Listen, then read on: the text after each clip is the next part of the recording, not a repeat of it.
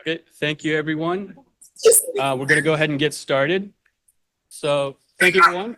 And thank you, Professor Dresner. Hi, everyone. My name is Akshat Dankar. I'm a graduate research assistant with the Russia Eurasia program today. Thank you all for joining us. So those of you who were here just a moment ago, you got to witness this really insightful discussion we had on Russian adaptations.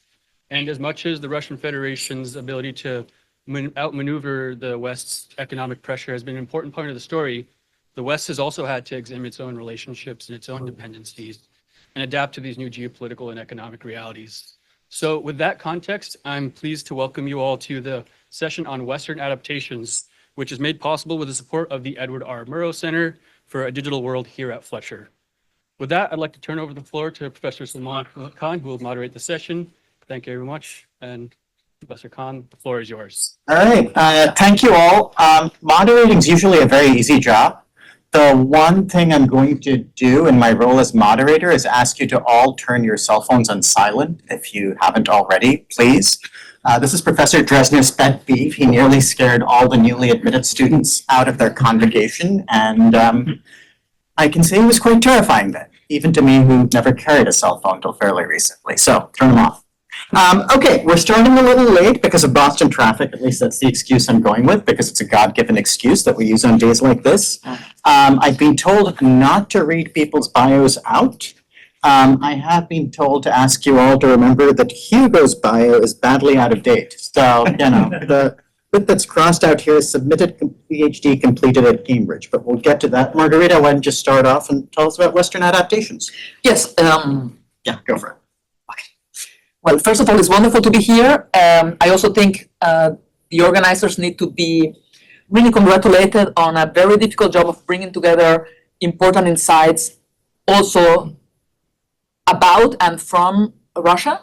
This is something that we do not see very often. It's very much needed. I know that it was not easy to pull this through, and hats off for that. So what I would like to do is just in a few minutes bring out kind of 3 topics of discussion. I'm not going to flesh them out at length. Simply, I want to flag them for further discussion. And they have to do with 3 aspects of Western adaptations. One is the diversity of responses from different, in particular, EU states. Secondly, they have to do with responses from industry. And third, I want to kind of move a little bit to a more abstract level and point to a couple of analytical aspects that can help us better understand the situation. But before getting into all of this, just at a very personal level, at a very anecdotal level, when we talk about the adaptations and the implications, I'm spending this semester in Potsdam in Germany. That's in the state of Brandenburg. And I can tell you that in the elections there, that just happened on Sunday, the issue of the impact of Western and German sanctions on Russia had a very big impact on the way many voters approach the elections. This was also the case in Saxony, but in this particular part of Germany even more because of some unique energy connections. But that's just the personal side. So what are the 3 points I want to emphasize? Diversity of responses. When we think about the ability of the European Union, the ability of G7 states to adapt to some of the dynamics put into motion by sanctions and counter responses. Obviously, the energy side is the first one to come into light. And one point I really want to emphasize is that when we look at this situation in the case of the European Union, what we saw is in reality not a single type of adaptation, but very different policy responses, very different adaptations by different states. In general, yes, we saw policies intended to shelter perhaps households from the higher cost of energy, policies to shelter industry from the higher cost of energy, but the way and the extent of these policies differed very much from state to state. In the case of Germany, for example, you saw a 200 billion euro package rolled out. At the end, it was a little bit less. You saw extensive support for households and industry. In the case of other states, this was much less, for example, in the case of Ireland or other states that had been less connected to the grid. But why is this important? This is important, yes, in and of itself, but it is important in terms of a larger set of issues, which is the way in which these different policies related to adaptation have affected the ability of creating united European Union policy. Because what happened de facto is that the very different levels of adaptation, the very different national responses, created tensions within the European Union, created problems in terms of continuing single European Union policies, both in terms of energy adaptation and in terms of policy vis-a-vis Ukraine.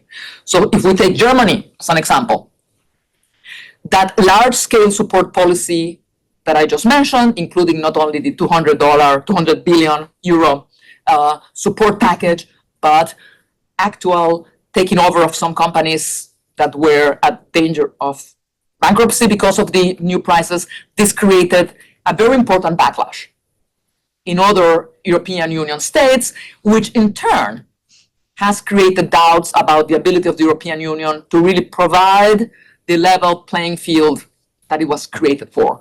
And in turn, is creating more holes or gray spaces for doubt about a united EU policy to come in. So this is like the first thing I want to bring out there for further discussion. The second set of issues has to do with the way industries reacted to these new challenges. And I want to use as kind of example one industry, BASF, the world's largest chemical industry.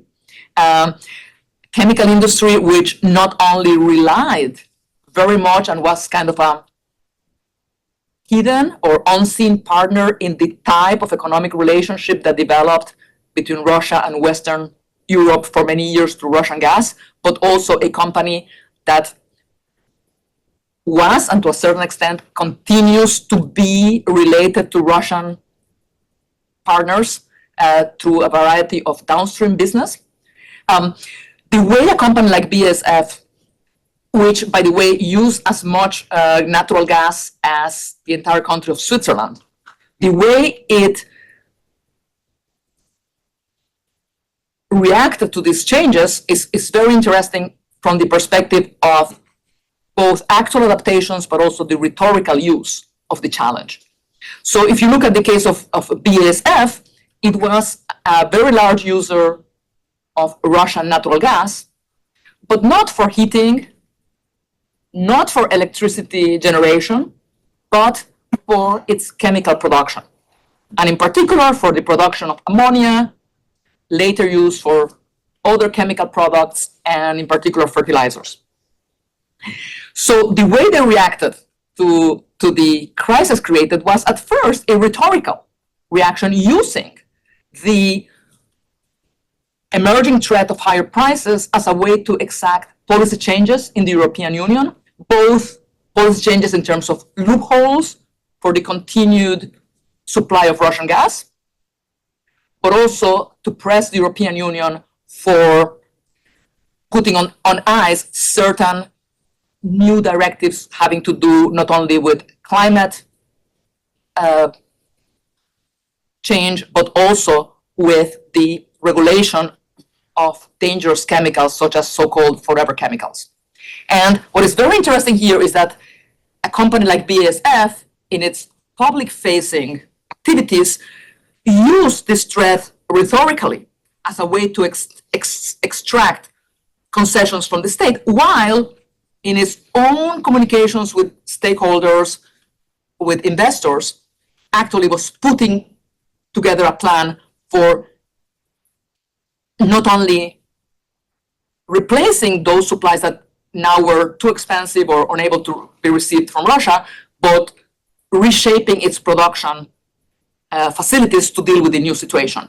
And what is very interesting here is the possibilities that are open to a global company like this, where not only were some of the direct feedstocks replaced, but they were replaced not by natural gas from other areas, but by so-called intermediate feedstocks, intermediate chemicals. For example, importing actually ready ammonia from some of its own facilities in other countries, such as in the United States. So I think this is extremely interesting, the rhetorical part and the operative part. Finally, I want to use this to bring to our attention two more analytical points about the way we look at these adaptations and at things that we need to think about and look at. First, I think it's very important that we think about the issue of the sectors that have been included or excluded from sanctions. And one sector that has been explicitly excluded from sanctions is the agricultural sector. We know the context of that. We know the context of the grain crisis. We know the context of how the issue of Russia making it very difficult for Ukraine to export its grain has affected countries in Africa. But what we don't often think about is that this also affects industry. And the way it affects industry is because fertilizers, in turn related to natural gas as feedstock, are a kind of invisible link between agriculture and industry. And the explicit exclusion of the agricultural sector from sanctions has actually created a very interesting set of loopholes, both for companies that continue to collaborate with Russia, both for Russian companies active in Europe, such as Eurochem in the Netherlands, and for the use of some of these intermediate goods as a way of avoiding sanctions. And the second point, the second analytical level point that this takes us to is that it's really, really important to look at supply chains, but also production chains. Because if you actually look at production chains, if you look not only at end products, but if you look at the way they are produced, at the kinds of feedstocks you need, and at the way you may use one feedstock, but you may also use instead an intermediate product related to that feedstock, may give you a better sense of how sanctions are working and how they are being avoided. The case of ammonia that I mentioned is one of them, but there are other cases we may discuss later. Thank you. Yeah. Hugo, take it away. Thanks. Good afternoon, everyone. My apologies for pointing out the bio, but as anyone who's been through a Viva will tell you, if your bio says you haven't passed the Viva yet and you have, you want everybody to know about it. Okay. This is a wonderful conference. I completely agree with the founding concept of this conference, which is the intersection of economic statecraft, sanctions, and long-term economics and political economy. I was also deeply struck by the last panel, and I want to begin with a word that came up a lot on the last panel, which is polycentricity. In my work on this, which is mostly co-authored with Ike Feynman, who'll be speaking tomorrow, we use a different term. We talk about the size of the community of potentially or actually neutral nations, but it gets you to the same point. And the theoretical point I'd like to make in this moment is that, in essence, you can put economic coercion into a couple of buckets. You can talk about your own market, and you can talk about interdicting global trade flows, either physically or by attempting to manipulate those oft-described central nodes that global trade relies on independently of your own market. And when we are trying to reach beyond our own market and into that world of global trade, our capacity to do that is to a large extent shaped by the size and diversity of the neutral community. In the 1930s, when many of these tools were first devised, when Nicholas Mulder writes about, the size of the neutral community is tiny, partly because of the United Nations, but mostly because of imperial systems. In the 1990s, when the literature on sanctions really takes off, the neutral community is quite small because the idea is sanctions will be done by the UNSC. We live in a completely different world now. We live in a world of competitive economic coercion, and I've been asked to focus on our adaptation to Russia. And I want to do three things, really. I want to talk theoretically about what we need to do. I want to briefly, because I'm a historian and Margarita, who's had me to give history talks, will be disappointed if I don't talk briefly about history, and then I want to make 2 points about adaptation and where they're going. Okay, so what we really need to do is 2 things. One, in the very short term, we're looking to coerce Russia in specific and limited ways. I'm not going to talk too much about that, but we also want to set up the structure of markets over the long term to be in our favor and to play that out. Whether that is on a timescale that is relevant to the war in Ukraine is difficult to say, but what we are trying to do is we are trying to structure markets over the long term, particularly energy markets in the Russia case, so they act in our favor. We've actually done this in a Russian context before, and here comes the history, and I'm only going to talk about it briefly, to a market-based Russian economy, and I'm talking actually about the Crimean War, when the broader coalition of Britain, France, and Turkey was able to very, very effectively coerce the Russian economy. And that coercion played a significant role in the peace settlement. The reason was the coercion was narrowly targeted towards Russian grain exports, because Britain and France, between them, represented over 50% of demand for Russian grain before the conflict. And because what we saw was not only a very effective effort to stop Russian grain flowing out, partly through closing the Dardanelles, but also that markets were able to adapt and new supplies of grain were able to come online and things were able to expand. I'm sitting in America. At this point would work better if I was in like Iowa or somewhere. But it is undeniably true that one thing that drove the expansion of expansion west was grain prices, right? And some of those prices were shaped by the Crimean War. So when we confront the problem now of dealing with our dependence, particularly on Russian energy, and thinking about how we can adapt to Russia's potential weaponization of that energy supply and adapt in a way that shapes markets in our favor in the long term, we have two challenges really that I would highlight. The first is infrastructure, and the second is the supply of energy in total. Infrastructure has been really impressive in the immediate response to the invasion of Ukraine. It took a while for people to get the memo. The first people to understand this were the Balts. They understood it long before everybody else. You could make a case for other Scandinavian nations as well. I would just highlight the story of the Klaipėda natural gas terminal, which the Lithuanians built a very, very long time ago after successive moments of economic coercion from Gazprom, 1992-3, 98-9, even 2010-2014. That gas terminal was under investigation by the European Commission until very recently. And it was under investigation because it was anti-competitive and relied on a deal with Equinor for a guaranteed mandatory quota they were worried was breaking European regulations. And what that demonstrates is the trade-off between resilience in infrastructure and market efficiency. And we need to get comfortable as we adapt, building resilience at the cost of efficiency. I'm talking about Europe here, not specifically Ukraine. Timothy can speak to that far, far, far better than me. When we're thinking about resilience, we also have to remember that a lot of this resilience is running through networks that are undersea, particularly in the Baltic Sea region. They are therefore quite vulnerable to being messed with, either in the grey zone or in other ways. I would highlight a recent RUSI report. Russia maintains a substantial array of capabilities that can damage undersea infrastructure at depths that make repair difficult, if not impossible.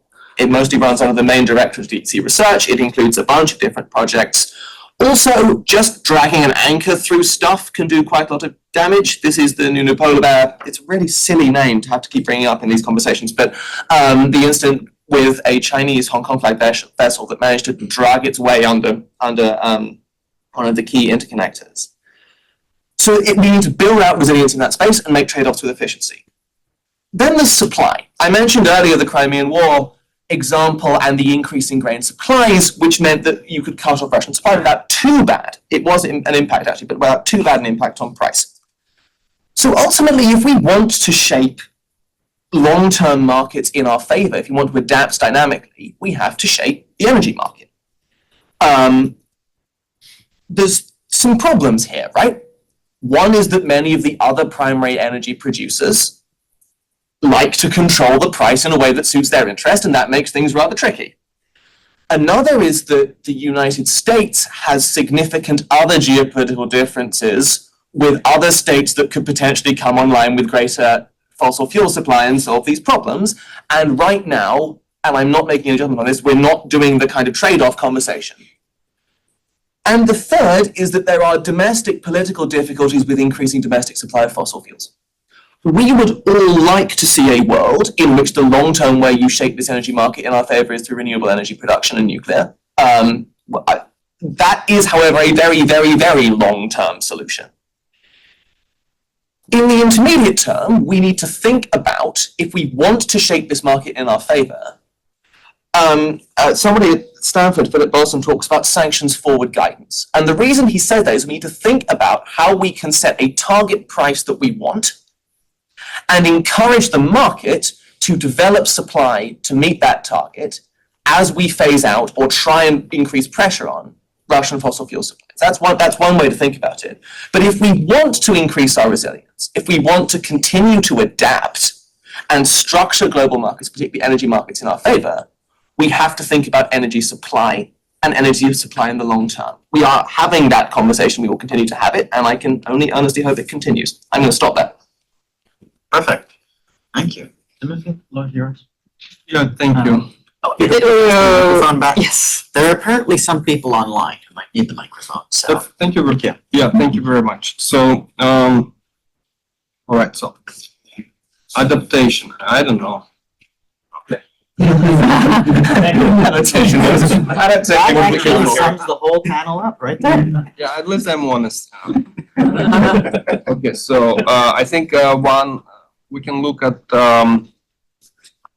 it from what we have seen in the debate, so we can sum it up a little bit. We can also turn the discussion into what the adaptation should be rather than it has been.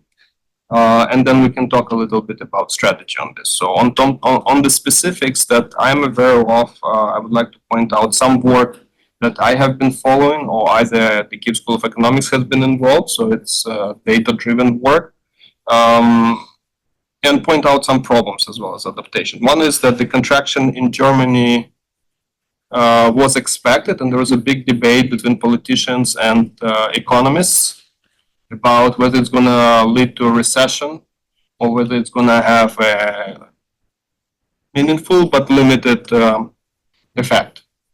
Now that, that kind of debate is interesting for us because we understand that politicians tend to focus on negative news on any policy simply because it resonates better with the public, and you have to do much more work to overcome with less interesting but positive news.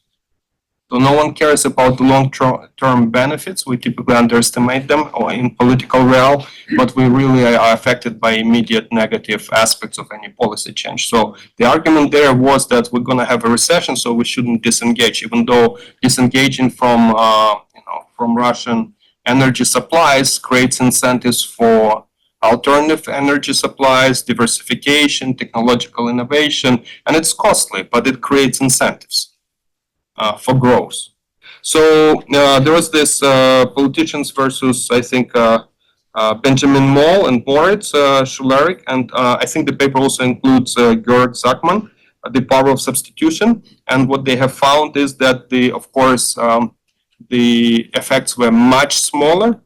There was no recession, and the key was this substitution, because what politicians were doing, they were assuming that the hit of the energy cost disruption will propagate through the entire economy, while what happened in reality, it hit heavily dependent industries like chemicals, but then the other industries in the supply chain or production chain have been able to substitute,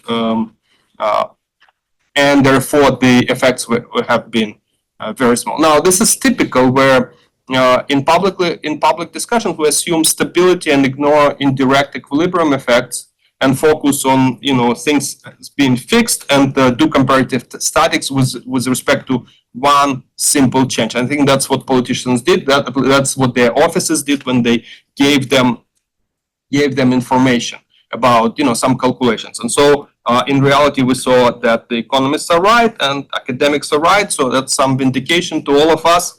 Unfortunately, that's not enough. We have to do more. We have to push politicians to pay more attention to what the sound policy advice based on academic data is. And I think, of course, I'm being political here for the academia, but I think it's very important we advocate cases like that so that politicians are accountable and they make decisions a little bit based on data and analysis. That would be helpful for all of us. So if we're looking forward for Western adaptations, we have to have specific data-driven or model-driven answers to specific policy questions, and we want to push that very, very hard, and each of us can do this job. Then there is this story about sort of Gazprom, trouble in paradise, where Gazprom is now making losses, and because it was earning about 2/3 from the European markets, it's gone, and there is nothing Russia can do about, and the China project is not, or hasn't worked out very well, and so this is also an example. Then oil refineries. Okay, so EU now has some refinery capacity, and that's actually the argument about costly adaptations. So you want to have the EU refinery capacity, and Ukraine is now hitting hard, actually the refinery capacity in Russia, and therefore it creates incentives for Russia to supply unrefined products on the market, and the EU can actually benefit from this. So we have seen that. Then the military spending continues to be low in Europe, while the Russian military spending is almost close to the Soviet Union times. You can take two kind of insights from this, or you can view it two ways. One way is that, the war is not very costly for Europe, and that's true. Now, the real question is whether it will continue to be not very costly for Europe, given where Russia is going. So going forward on Western adaptations, we want to make sure that we find a realistic way to constrain Russia in its aggressive behavior, so that Europe wouldn't have to invest in defense capacity that much in the future. But I worry that today's inability of European countries and NATO countries to shut down, Russian drones going through Romania or Poland airspace because there are unfortunate weather conditions, according to the Air Force, suggest that Europe in the future will have to catch up. And the problem with the NATO defense industry is that it's very gigantomanic. It's all large platforms. Whereas Ukrainians today are shutting down these drones with basically World War II machine guns plus AI, ballistic calculators. So they put an iPad and an outdated rifle, and it's working because AI is more important than the bullet delivery mechanism. NATO would prefer to follow modern, expensive missile air defense type of interception, which of course make it extremely costly. So I think if we are talking about Western adaptations, if we are worried about the defense cost rising in the future, we need to think about how we can teach, train, and adapt towards smaller platforms in NATO. And I think that's not the thinking today, the mentality. And I think defense will be at the source of it. If Europe can secure itself through small platforms and be able to respond properly to these hybrid attempts of attacks, from cyber to some kinetic operations, that would benefit everyone, okay? All right, so, and then going back to the Shadow Fleet. So, Russia has been able to develop its Shadow Fleet. It's in hundreds of tankers now, 400 plus. Kyiv has multiple papers on that, Kyiv School of Economics, and Oil Tracker. I recommend everyone, I have to pitch it, but we're very proud of this real work based on data. Don't ask us where we get that data. We get it somewhere. It's good data for now until FSB will stop it. But anyway, so we have some data, and there are some alternative ways to get some data. There are still satellites in the world, and so on. That data shows us that majority of tankers are 15, 18 years old.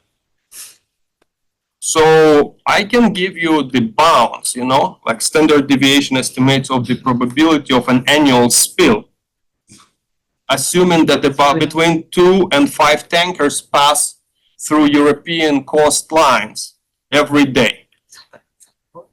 Yes, it's between 3 and 5 tankers a year. It has not truly happened yet, but just to give you, they are going to be comparable. I don't want to do like fear mongering.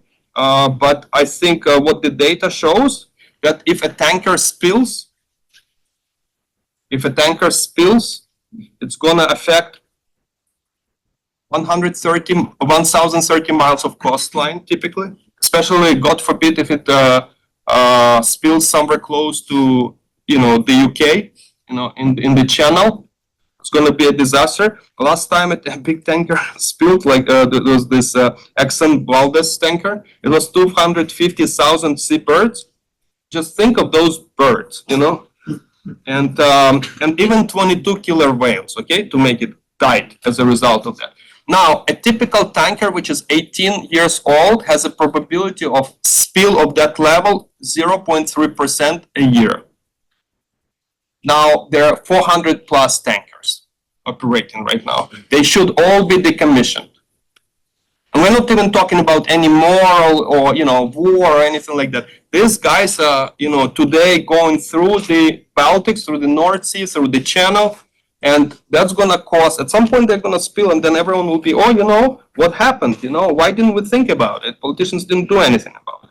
So that's my short remarks on specifics of adaptation. I have some thoughts on how we should work in the future, what we can do.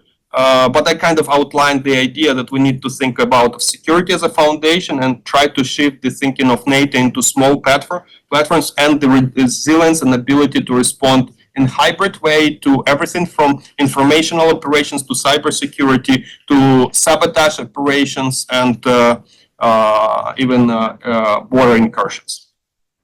Okay, thank you. Thank you.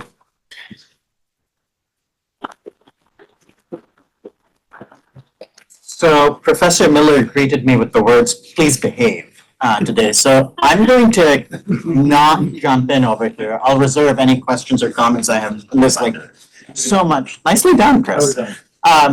Seriously, what are you giving me here as a reputation? Anyway, I'm going to keep my questions and remarks to the end because there's a lot to pick up on here and I could talk for the whole rest of the time, but I want to turn it over to all of you.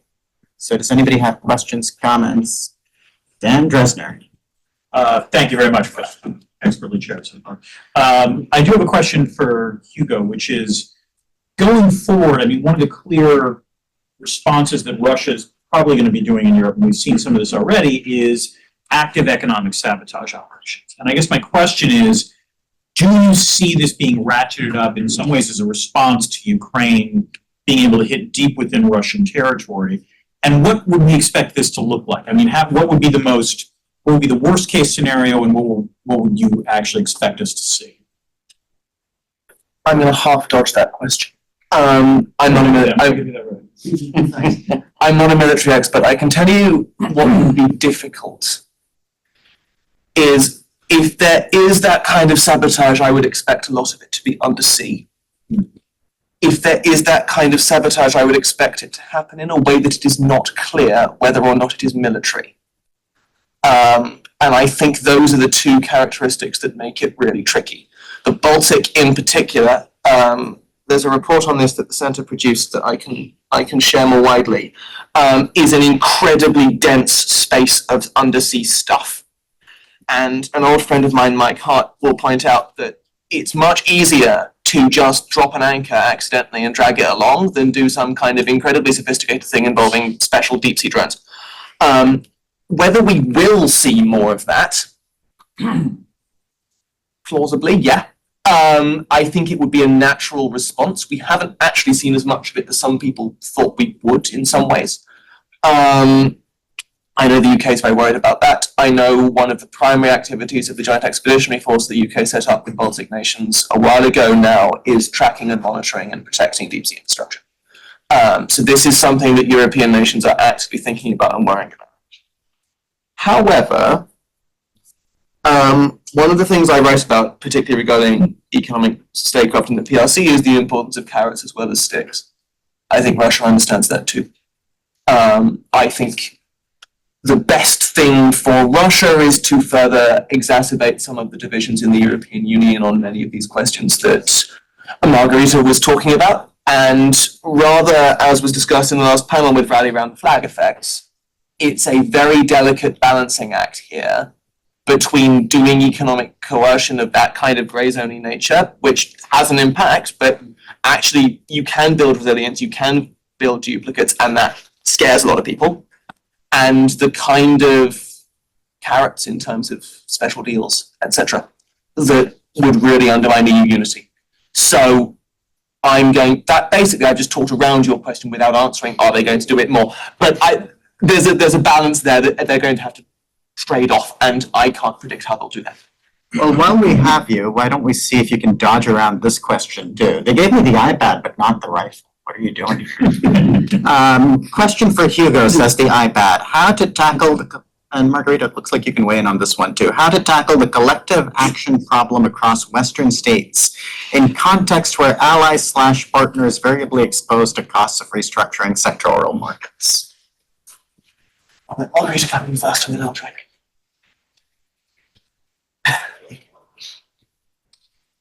This issue of collective action problems cannot be solved at a merely intellectual level. It has to do with very deep European Union governance issues. And as we have seen in the last week with the structuring of the European Commission, and even with the posts that were given to some rather extreme right parties, it's going to be a very difficult situation. It's going to have to be based on bargaining, and it includes both economic and political aspects. You have a situation where the European Union is being de facto weakened not only by the diversity of responses that I mentioned before, but by the long-standing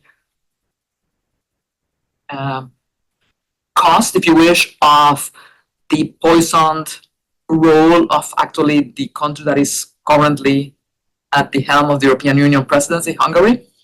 And we have a third layer to this, which is exactly how to deal with the cost of sanctions. So I think this is not going to be a question that can be solved without some changes in European Union governance and a much more strict set of rules about even majority voting or consensus voting.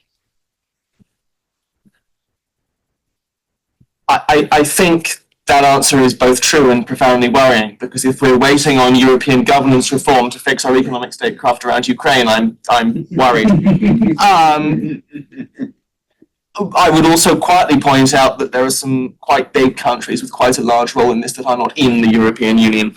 And so one of the things particularly in defense supply we might be thinking about as well is maybe getting us a bit beyond thinking exclusively in terms of European markets and partnerships more widely. I'll deal with that military point briefly and then come back to more broadly sectoral efficiency. I think what Poland has been doing over the last few years in terms of defense partnerships with South Korea and in terms of finding cheap products and buying them is good. It is not in line with a common European response to sectoral efficiency, but there is no reason not to encourage that. Pitch in practice for BAE over. We need to just accept that in a world of economic coercion, maximal market efficiency is going to be quite tricky. Sectoral maximum efficiency in terms of all these things is going to be difficult. That's a trade-off, and it's a trade-off we have to accept. We can do more, but I would be wary of couching things exclusively in those terms. I just want to add a very quick comment on this issue. The point made by Hugo a few minutes ago about the need to find the right trade-off between market efficiency and building resilience is really essential. If you look at history, if you look at the way the European Union dealt with energy security, let's say in the first decade of the 2000s, in this second decade of the 2000s, the obsession with market efficiency, the obsession with liberalization actually created a situation of a huge deficit in energy security issues, in particular the way the concept was applied to some types of energy, not others. So it would make sense to look at history and think about how we use that to do better in the future. Just want to point out to worry everybody just a little bit more that there is one very large country where fixing governance might be a prerequisite for fixing all sorts of things, and we'll find out if that's going to happen very soon. Rocky and then Craig. All right, Rocky Whites. I'm Director of Maritime Studies here at Fletcher. Wanted to ask about the opportunities to greatly increase, I guess, Western NATO exports of grain oil and natural gas? Because I've been surprised that it's now coming up on over 2 years where Canada, US, other countries have huge capacity. We're not trying to increase our grain capacity. I'm from grain country. My cousins are getting paid right now not to farm their grain land, which is idiotic. And from my perspective, we're in a long war, probably of attrition. And so when are we going to get serious about economic warfare and just juice up our exports? Up for everybody? Who would you pick? Everybody go for it. Maybe if we wanna take a shot at that. Will Americans get serious about grain? And Canadians and Europeans. No, No. Yeah, I agree. we want, and it's in many ways not their fight right now. It's too abstract. So I think what will happen is Europe, especially Nordic and Central European countries, will simply by geographic proximity will feel the bite even of these disruptions, operations much faster than they will build this infrastructure in Europe. And then as the politics in the US, I mean, the US is in a difficult situation right now with elections, but it's not just these elections, the kind of style of what the Republican Party represents or what the Democratic Party represents relative on national security issues is historically non-standard, their positions, and it's unclear how it's going to develop. If their position is going to be isolationist of the US overall, there will be no seriousness. If that's going to swing back to the more kind of, we see the EU as an important hub of stability, partner, and then I think there could be a response, and this response could be proper and strategic. But at this point, I think there is no any hope for a strategic medium-term or long-term response from the United States to warfare. The people still consider China to be I mean, it's like the focus is on China, while what I think people are missing, the blind spot, is kind of obvious the moment you think. It's like that these guys are coordinating, right? China, North Korea, Iran, and Russia are now coordinating. And it cannot be dealt with as, okay, Russia is not important, China is important, because there are substitution effects within the system of the four, and now with Russians sending their Onyx missiles yesterday, for example, to Houthis to disrupt Red Sea, and insurance rates in Red Sea, think of this for a minute, are being higher than in the Black Sea, okay? That's right. So the insurance rates per mile in Red Sea today are higher than they are in close to Ukraine. So that tells you something how these things are interconnected, and I think at the political level there's absolutely no realization of how to deal with that. So I think it will have to work itself evolutionary with much more. It has to get much more wars before it gets so much, somewhat much better. There's no reason Russia, whatever is the outcome in Ukraine, victory or defeat, Russia will stop being an aggressive power in the next decade or two, even if Putin goes. So that's going to be a problem for Europe. Europe will have to find a way to deal with it, and only then I think the US will join in some ways, given the political situation. Thank you. It's a question. Hi, Craig Kennedy, the Davis Center, and I think this is probably directed to Timothy. KSE has taken the lead in quantitative analysis of how Russia's responded to oil price sanctions. And true to the title of this session today, the West has adapted in part based on the excellent analysis you've been doing. But it's a big, complicated energy sector, and we haven't been able to cover nearly as much as we should. So a question to you is, do we need more analytical firepower, more analytical muscle, looking at how Russia is dealing with things in order to improve our policy? And I think in particular about refining, which you touched on, and how today there's much more spare capacity globally than there was even a few years ago. So perhaps we should be less timid about taking Russian capacity offline. So the short answer, of course, is yes, because I'm an academic, originally at least, to any question about whether we need more academic or analytical power, my answer is yes. That's the purpose of my life. That's why I'm building the Kyiv School of Economics. Now, the more serious answer to that question is politicians need policy choices which are passable, and that requires analytical capacity. So, and we need to bridge that gap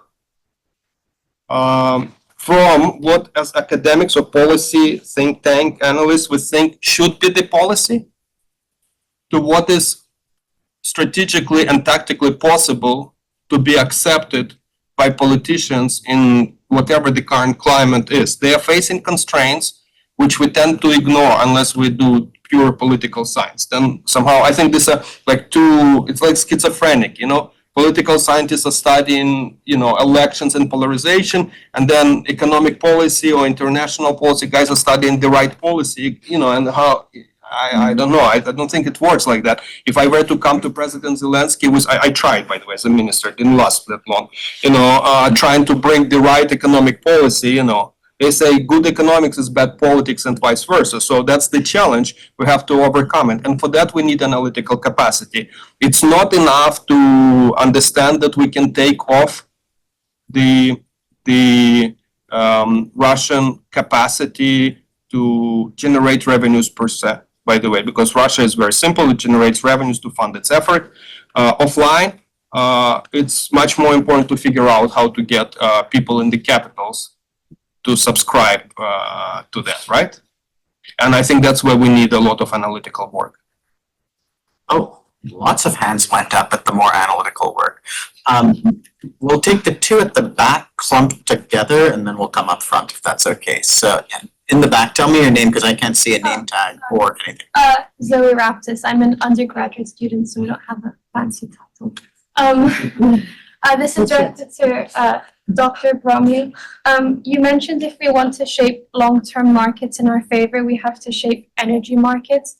So are politicians incentivized to shape energy markets in the way you envision? And how can we encourage politicians to think about energy supply in the long term using sustainable energy, but also making it politically palatable? And I'm just going to take the second question now too, because we want to be efficient. But not resilient. Maria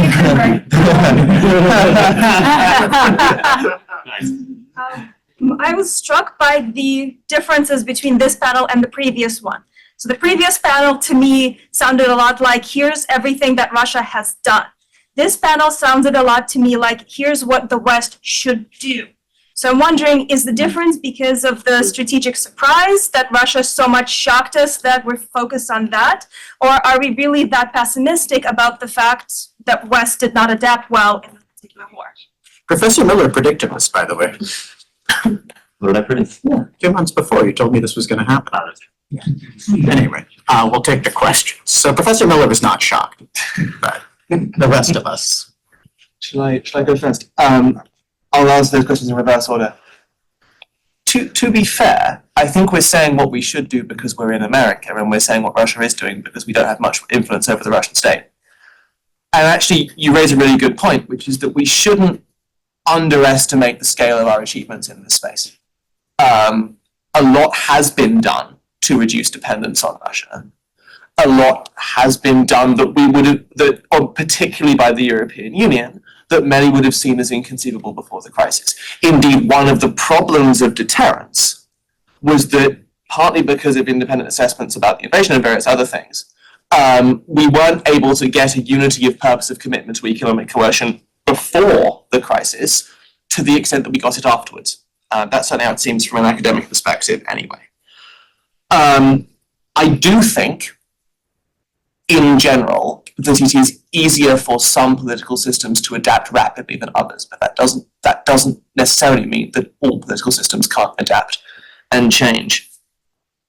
How do we persuade politicians to make better long-term decisions about the energy market? I don't know. One thing I would emphasize is that because of the environment we're in, we are not in a zero-sum game between responding by increasing fossil fuel production in the West and moving towards a net zero economy.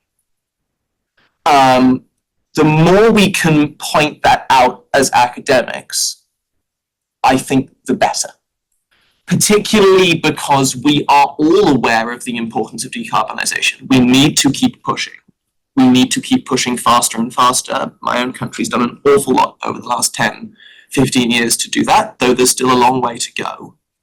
That does not mean we do not right now need to be thinking about natural gas supply, need to be thinking about fossil fuel supply and what we do. I think we should be making the case that there is not necessarily a contradiction between those two objectives.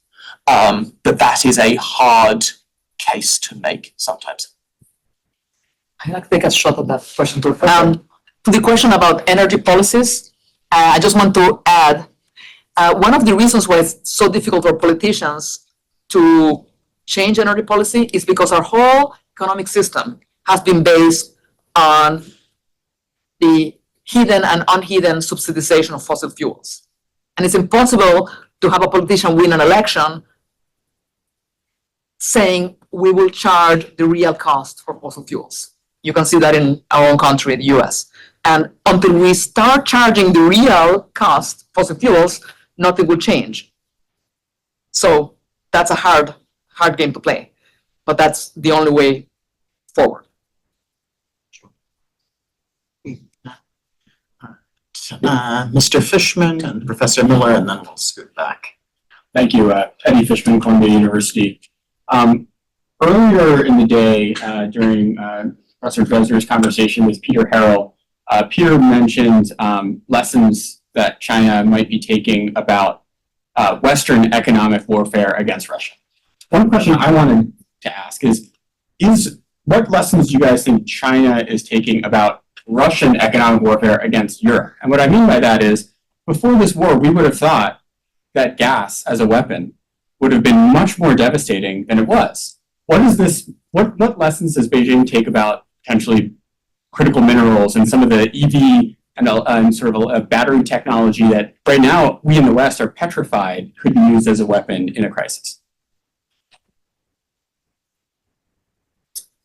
Chris, do you want to add your question while we're pondering that one? Sure. So I guess I was struck by our last panel, the conclusion of which I think was that the Russian economy was more adaptable than people expected. And this panel, the conclusion is that the West has actually been more adaptable than people expected, whether it's BASF or the German economy as a whole. Has the real adaptation, both on the economic side but also the political side, that both sides have concluded that actually economic warfare is less effective and they've been adapting their perceptions over time and they've become less willing Red Queen to... hypothesis. What's that? Red Queen hypothesis. What's that? Red Queen hypothesis is something that comes from evolutionary biology by way of Alice in Wonderland. The faster the Red Queen runs, the faster everybody else runs. So everybody adapts to everybody else's adaptations, and you get an arms race. Well, I guess it's really the opposite of the people are no longer deploying those tools in the way that they were in 2022 on both sides. Willingness to bear costs on the offensive has declined. I want to make a short comment on each of the questions concerning the Chinese question. I cannot fully answer it concerning, the ability to weaponize critical minerals, but I do know that one of the lessons that China has learned from this is that it has a huge leverage for Russia. The more Russia has relied on China for materials on its war, for supplementing income, the more it's making its economy dependent on China. And that is a ticking bomb for Russia in the long term. So that's just something that we need to keep in mind. We'll be having a panel on China tomorrow, but that's a very important point. Concerning Chris's question, I don't know whether there has been a consensus that economic means of warfare do not work. I think what has happened is an understanding of the limitations that both sides are facing here. And I think the more we talk explicitly about those costs of resilience versus efficiency, the more we can explicitly talk about that, and the more we can take conscious measures towards improving resilience, even at the cost of efficiency, the better off we will be. I'm going to try and answer both those questions together because I agree with both of them. I wouldn't say we've reached a realization about the limits of economic warfare. I'd say we've remembered how economic warfare works in times of great power competition as opposed to more unipolar moments. And I think we've come to understand that that is a very different world. It is a world that is much more adaptable. it is a world that is particularly adaptable in a time when, as I mentioned right at the start, the neutral community is so large, there's so much geopolitical diversity. That means you have to rethink the kinds of tools you use. Sanctions can still be effective. There is a world, it's not a world I think we'll see or that I ever want to see, in which after German elections, we're talking about the brilliant effectiveness of Russian weaponization of natural gas supply. So there are worlds out there that look very, very different and very scary. But in general, I do think that there is an essential truth, which is that if you try and weaponize something, everyone is incentivized to reduce their dependence on it. And if you live in a very diverse, complicated world, you can do that. And we are relearning what that means for economic statecraft. Shameless plug. That means we need to think about new tools and new mechanisms that are based on respecting the national interests and working with the national interests of third countries, rather than seeking to command and control from the top. That's been the focus of my own work with Ike and a lot of what I do. But I think you're generally right that China will be learning not just lessons from one adaptation, but from the other. Okay, you want to comment? Yeah, I do actually. So thank you. I think one thing is that also you can also formulate these questions not in terms of what has learned or what we can do, but what should we learn or what China should have learned.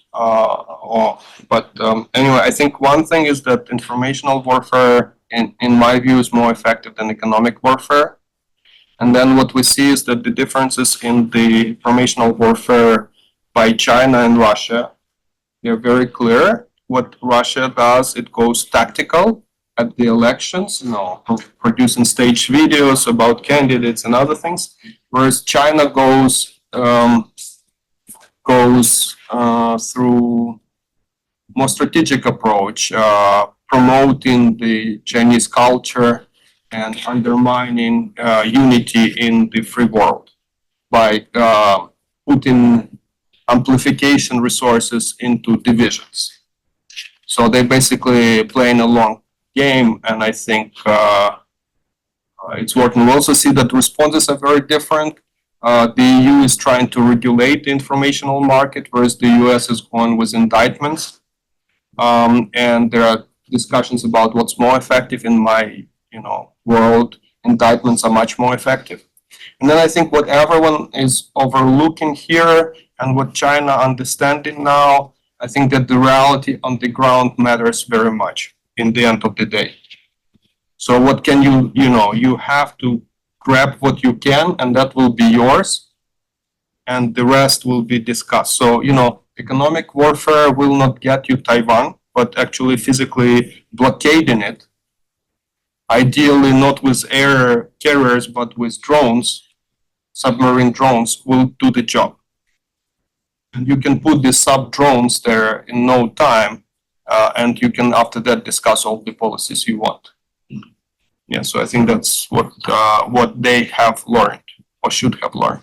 Professor Dresner had a two-finger. Just a quick point follow-up on Hugo, which is I agree with his observation that sanctioning countries need to realize they need to cooperate. What's striking about this is that in some ways it's a complete 180 of what the United States has learned for the last 20 years, which is the whole point of weaponized interdependence in capital markets was the U.S. learned they didn't actually need multilateral support. Yeah. The Trump administration, when it reimposed sanctions on Iran, they were more costly on Iran, despite the fact that Europe was fighting this tooth and nail.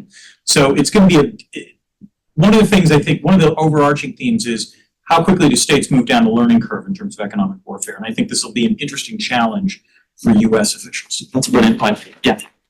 Okay, last two questions. They're going to have to be quick. We'll go there and then there. Tell me your name and then. Elena Rapakova, Peterson and Kyiv School of Economics. So I have a question about adaptability. We have economic statecraft on one hand, then we have, say, NATO with their deterrence plans on the other. We have military, we have defense, foreign policy. We are all working in our own little fields. I mean, Russia, China have military-civilian fusion. I'm not advocating for military-civilian fusion, but but I am advocating for some sort of coordination. Do you see room for that? Because at the moment, we're just too much siloed in our own disciplines. And if there is such coordination, we should be taking the lead. IMF most likely is not going to be taking the lead. Should that be NATO taking the lead? So that's my question. Yeah, last question there. So the entire morning, we've talked about different tools that are available. Ryan Crale's PhD student security studies here at Fletcher. So we've talked about adaptation, we've talked about tools that are available, all the way to the point of the nuclear option, flat pulling SWIFT, talked about wars of attrition. For using the sanctions or embargoes or whatever else it is, it has to be for a particular end state. What do you view as the acceptable end state or the desired end state from both the United States or the West, and also from Russia, that we're currently using these tools to work towards? Because obviously there's going to be varying levels that we're going to use depending on what we desire to do. So what is that fundamental assumption you're working from?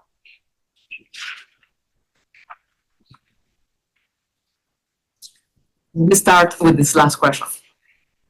I don't think that there is consensus on what that endpoint is. That is a big issue. I would personally say that the endpoint should be bringing Russia to feel the cost of the war, so that it can be brought to real negotiations, so that it can stop its aggression on Ukraine. But that is not the consensus, and that is in itself a problem. So let me see what Hugo has to say about this. Okay. I do think there needs to be more integration both within states and between states on these issues. A lot of governments are trying. My own government is trying very hard to try and think of ways of joining that up. It's currently running a bit through the Cabinet Office, but the internal politics of governmental reorganizations are very difficult, and that just takes time. Internationally, I think cooperation needs to be based on respect for national interests. That's a point I will hear over and over again. I think the conversation about end states is really interesting. This is something that I've thought about a lot more with regard to China than I have with regard to Russia, in terms of contingency planning for worst case scenarios. But maybe it's worth saying there are two national interests that are playing out simultaneously. One is, yes, punishing Russia and trying to get us to a point where we can bring it to a negotiating table. That's one potential interest. There's also the interest about reducing market integration over time, just because you don't want to be dependent on a market, the state of which has proven itself to be such an unreliable actor. So there's those two interests, and you can put different weights on different ones, are both relevant. I think it's absolutely true that we wandered into, or not wandered into, that's too harsh, that we moved into this space without allied consensus. I think the US had a very clear idea of what it was doing, and I think it deserves enormous credit for that in many ways. But without allied consensus on what principles were underlying it and what aims we were going for, we need to think about how we might handle that with Russia. If we move into worst case scenarios with China, we cannot make that mistake again. I just want to add a short comment on your comment. You said that one of the end goals is not only to end Russia's aggression, but to reduce reliance or vulnerability to certain markets. But the problem is that the way key economic players in the West have adapted has actually been by increasing their exposure to China. And it seems that the lessons that were learned concerning Russia have not really been applied to China. So that's a problem. Okay, yeah, I don't know what to say. I think it's like, we shouldn't be thinking about endpoint. It should be more of a cancer rate management, you know? That's not comforting. No, reality is not comfortable. There's no end in which, so you see, like, states tend to get aggressive now and then. Some have a more intense history of this aggression than others. The question is, when people say the objective, I mean, I'm Ukrainian, so my objective, I'm also a US person, so I'm a Ukrainian, my objective is to make sure that the war in Ukraine stops, or to the extent that Ukraine can rebuild itself and thrive and people don't die, okay. But what the objective for this audience or for European audience? It's not only Ukraine, it's make sure that all these operations against Europe today and against US don't do real damage to the countries, right?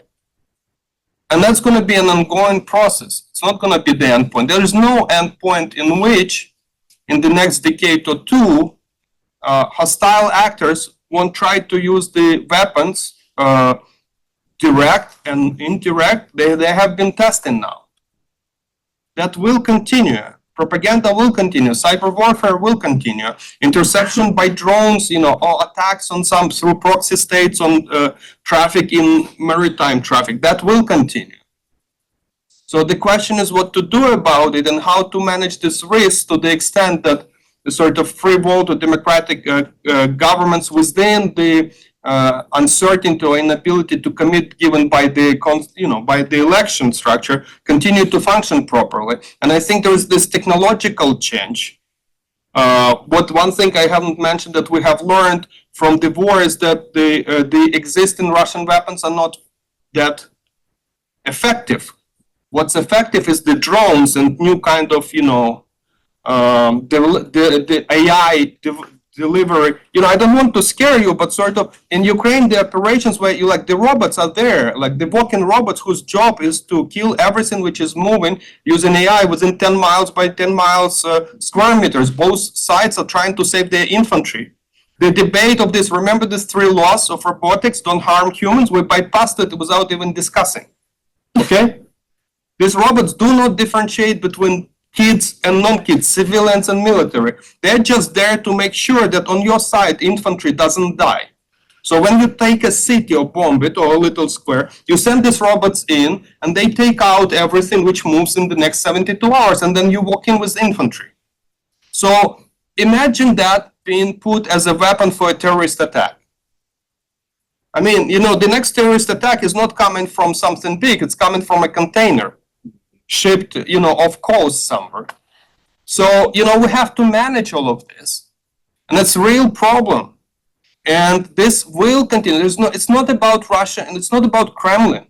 It's about this arms race of AI weaponizing the robotic technologies today, which has been unleashed. And actually Russia has unleashed that. So now what do we do with that? That's what we have to manage. The end point of this arms race.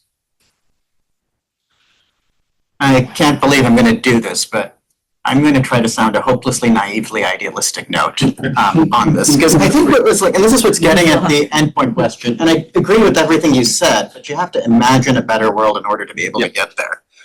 If you can't imagine it, by closing your eyes. By closing your eyes and hoping and then opening them and walking through whatever's coming your way, but you have to have some sense of where you're going. So here's what I'll say. I think it's helpful to differentiate between adaptation and response. Most of what we've been discussing have been responses. They do an economic warfare move, we do an economic warfare move. Adaptation is more about a permanent adaptation, a permanent change that equips you to deal with a new landscape. That means, for example, talking about timelines, one of the interesting things about the Crimean War is once upon a time Russia was considered part of the West. Are we prepared for the kind of changes that might, unpredictably as they did in the past, take place in Russia that allow that kind of integration? And this goes to the end state question. Ideal end state, that's what happens, right? I'm not saying we're there tomorrow, but are we ready for it? Do we have the analytical capacity to be ready for it? How do we persuade politicians? I think the luxury of living in the quote-unquote free world, which is a term I hate because it sounds heroic, and there's nothing heroic about where we're living right now. I mean, we all go out and vote.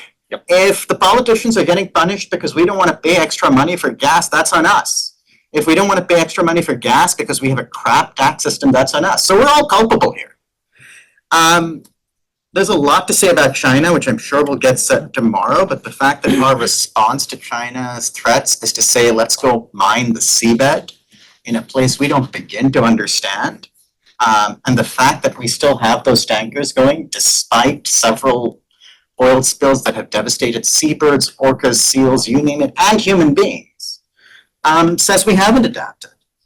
This isn't just about Russia, this isn't just about the West, this isn't just about economic warfare, this is about whether the human species, as a species, has the capacity to adapt and survive.